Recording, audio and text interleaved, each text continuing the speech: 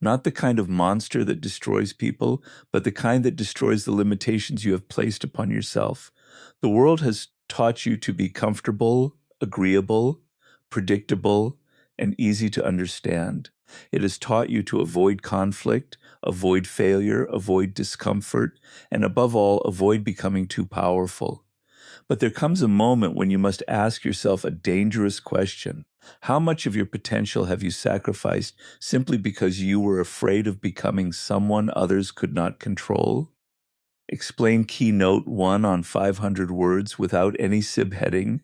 Conclusion: in any space, mastering your darker emotions begins with understanding that anger, jealousy, fear, resentment, pride, and insecurity are not signs that you are broken. They are human emotions, and everyone experiences them.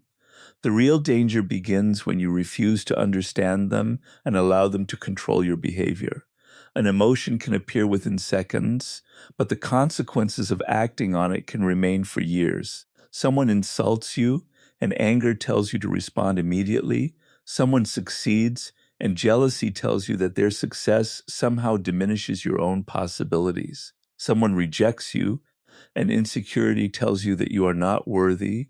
Someone challenges your authority, and pride tells you that you must prove yourself. If you obey every one of these impulses, other people can influence you simply by pressing the right emotional button. The first step toward mastery is observation. Instead of immediately asking, "How do I get rid of this feeling?" ask, "Why did this feeling appear?" Your emotions can reveal information about your hidden weaknesses and desires. If criticism makes you extremely defensive, perhaps your confidence depends too much on external validation. If another person's success creates intense jealousy, perhaps their achievement represents something you secretly want. If rejection makes you desperate, perhaps you have attached your identity to being accepted. The emotion becomes a signal that points towards something you need to understand. This does not mean every emotion is correct. Feelings can be powerful without being accurate. Fear can tell you that something is dangerous when it is simply unfamiliar. Anger can convince you that revenge will make you feel better when it may create greater problems. Jealousy can convince you that another person's success is an attack on you when it has nothing to do with you. A mature mind learns to separate emotional information from emotional commands. You can acknowledge the feeling without obeying it. One of the most important skills is creating a pause between emotion and action. When anger rises, do not immediately send the message. When you feel insulted, do not immediately respond. When you feel jealous, do not immediately compare yourself. When you feel afraid, do not automatically retreat. Give the emotion time to lose some intensity. Take a breath, step away, write down what happened, or simply remain silent for a moment. This small distance can completely change your response. You move from reaction to choice. You also need to understand that suppressing emotions is not the same as mastering them. If you pretend you are never angry, the anger may simply move underground and appear in unhealthy ways. If you deny jealousy, you may become secretly resentful. If you refuse to acknowledge fear, you may avoid important opportunities without understanding why. Mastery means facing the emotion honestly and deciding how to use the information it provides. Anger can tell you that a boundary has been crossed, but you can respond firmly without becoming destructive. Fear can tell you that preparation is needed, but you can prepare instead of surrendering. Jealousy can reveal an ambition, and you can turn that information into disciplined effort. Pride can remind you that your identity matters, but you can still admit mistakes when necessary. Your darker emotions become dangerous when they operate without awareness. They become useful when you understand them. Another important part of mastery is recognizing people who intentionally provoke you. Some individuals learn what makes you angry and use that knowledge to manipulate your behavior. They may insult you, challenge your ego, create uncertainty, or withdraw attention because they know you will react. If you understand your emotional triggers, their power decreases. You can recognize the attempt and refuse to participate. You do not need to prove your strength every time someone challenges you. Sometimes the strongest response is no response at all.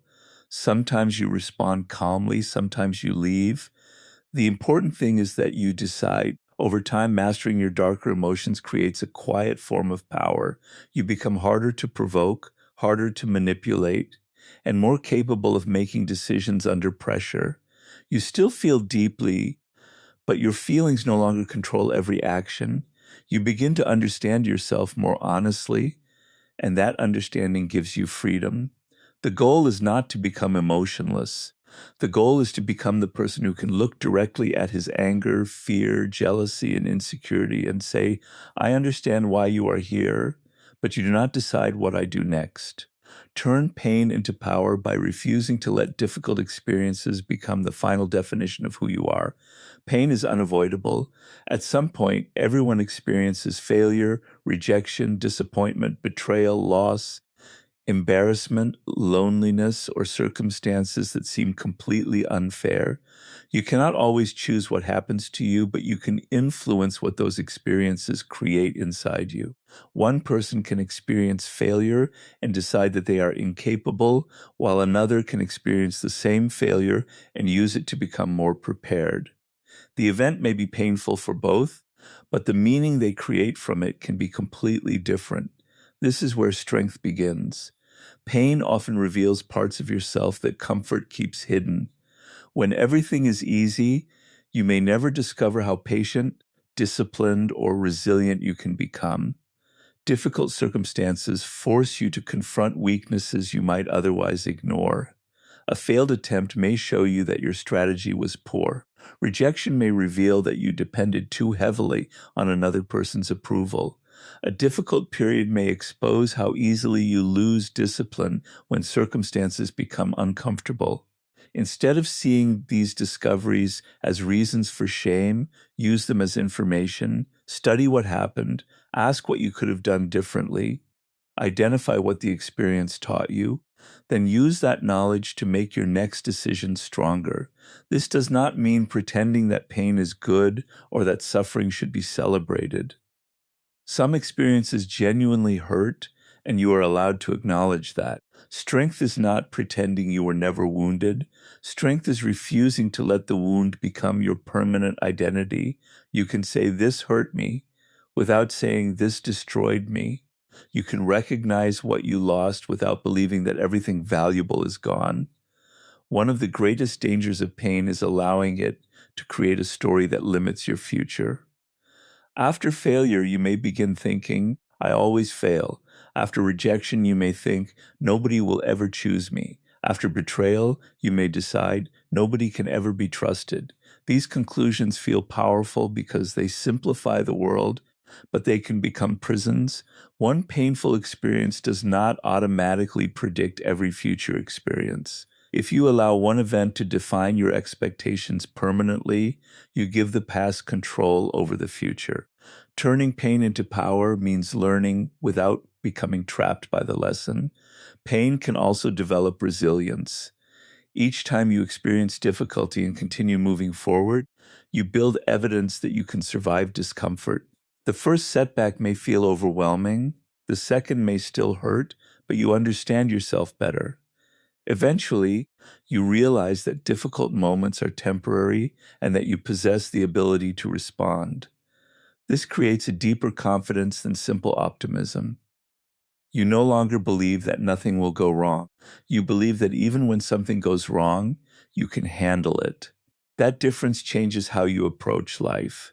You become more willing to take risks because you are no longer terrified of every possible failure. You understand that failure may hurt, but it does not have to end your journey. Pain can also sharpen your priorities. When life becomes difficult, you often discover what actually matters. Small distractions lose their importance. You become more aware of your time, relationships, goals, and values. You may realize that you have been chasing things that never truly satisfied you. You may discover that certain relationships were built on convenience rather than genuine respect.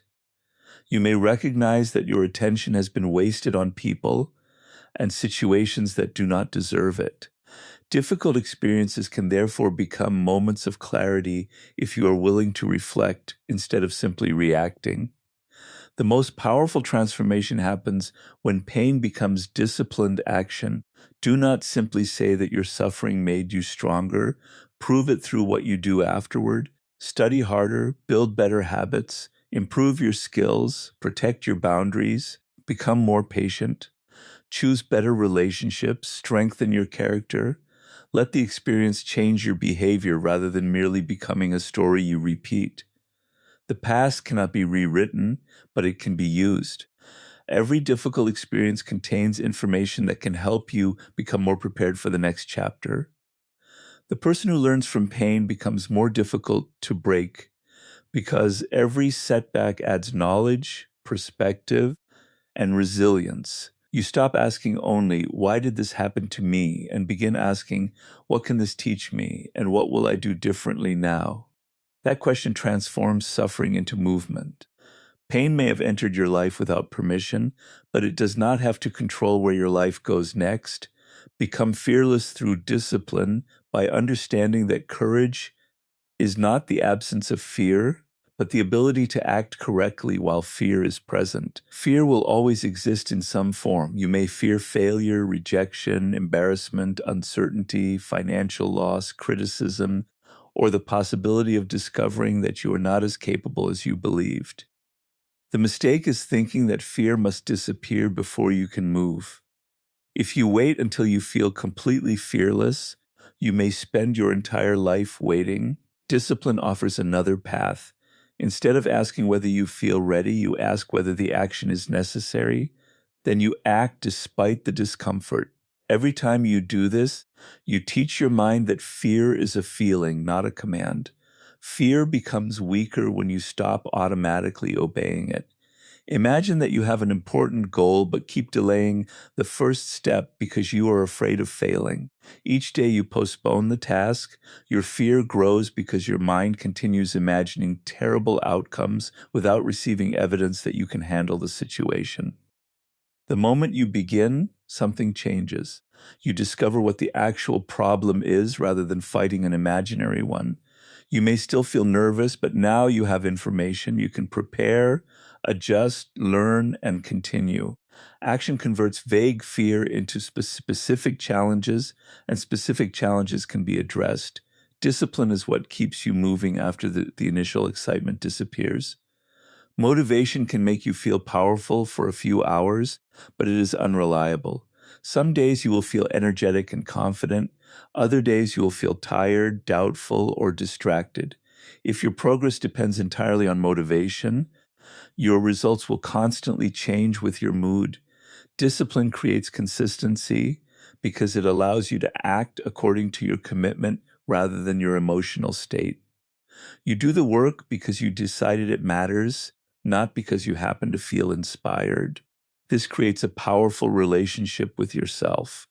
Every time you keep a promise you made to yourself, you strengthen self-trust.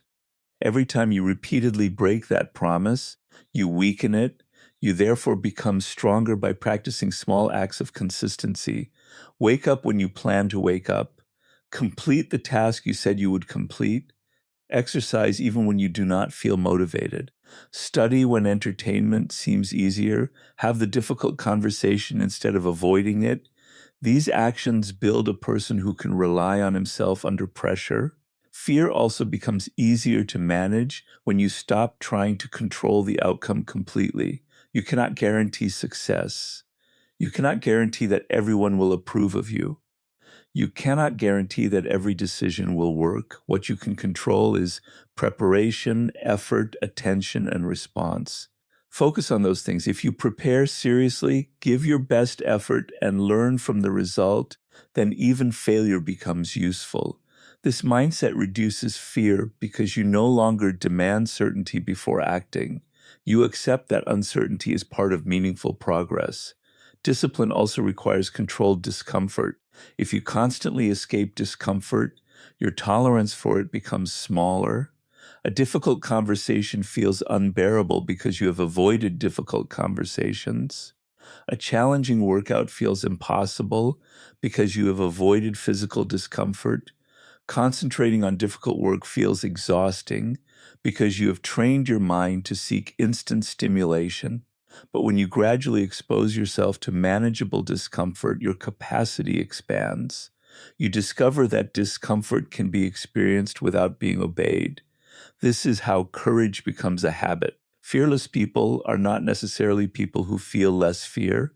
Often they are people who have practiced moving forward so many times that fear no longer surprises them. They know what fear feels like, and they know what to do when it arrives. They prepare, breathe, think, and act.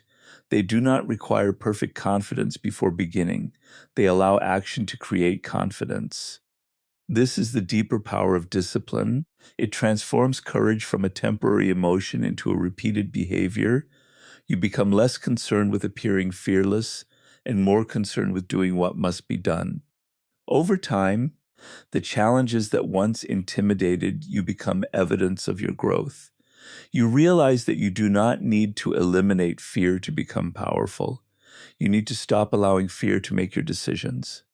When discipline becomes stronger than hesitation, you become capable of moving through uncertainty without constantly waiting for permission from your emotions. Stop seeking permission from the world because waiting for everyone to approve your choices can become one of the most subtle forms of imprisonment. From childhood, you are taught to look outward for confirmation. You are told what success should look like, what career is respectable, what behavior is acceptable, and what kind of life will make others proud. Over time, you may begin measuring your decisions through other people's reactions rather than through your own values.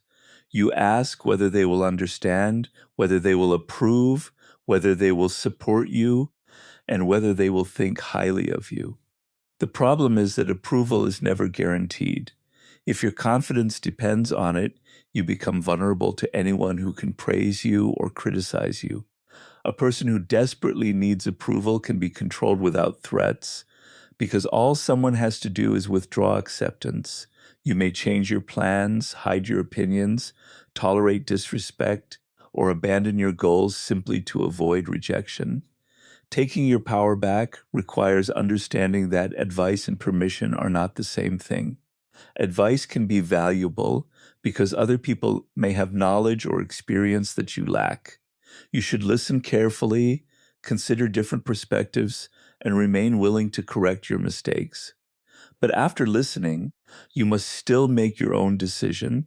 You cannot build a meaningful life by allowing every person around you to become the final authority over your choices. There will always be someone who thinks you should choose differently. If you change direction every time someone disagrees, you will never develop a stable path. You must learn to tolerate disapproval. This is one of the prices of independence. When you begin pursuing something meaningful, some people may not understand it. They may call you unrealistic because they cannot see what you see. They may criticize your discipline because it makes them uncomfortable with their own habits. They may question your ambition because it challenges the limits they have accepted for themselves. Their reaction does not automatically mean that you are wrong. It simply means they have a different perspective. You should examine criticism intelligently rather than emotionally. If it contains truth, use it. If it is based only on fear, jealousy, or misunderstanding, you do not have to carry it with you. Another important part of refusing to seek permission is learning to act without constant announcement. You do not need to tell everyone what you are planning before you begin. Sometimes talking about your ambitions gives you the emotional satisfaction of progress without requiring actual work. You feel productive because people have heard your plans, but the difficult part has not yet happened. Quiet action is often more powerful than public promises. Work on your goals, develop your skills, improve your habits, let results speak when they are ready. You also need to accept that some people may leave when you stop seeking their approval. If a relationship depends entirely on you behaving according to another person's expectations, Becoming more independent may create tension.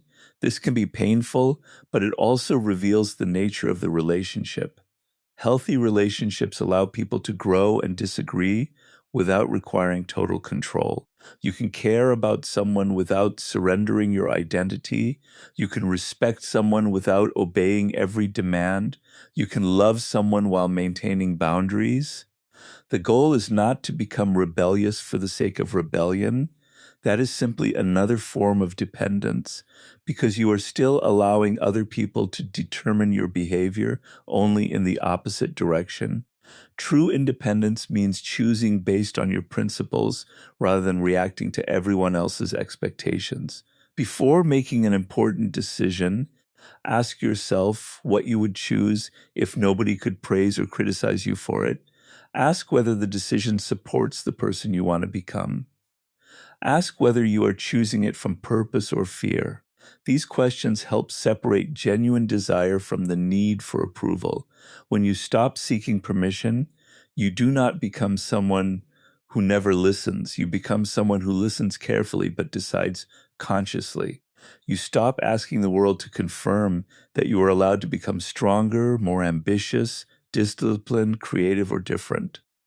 You understand that your life is your responsibility. Other people can offer guidance, but they cannot live your consequences for you. The courage to choose for yourself is therefore not arrogance, it is ownership. You take responsibility for your direction, accept that some people may disagree, and continue building the life that reflects your deepest values rather than the expectations of everyone around you. To explain Keynote 6 on 500 words without any subheading, conclusion, and any space,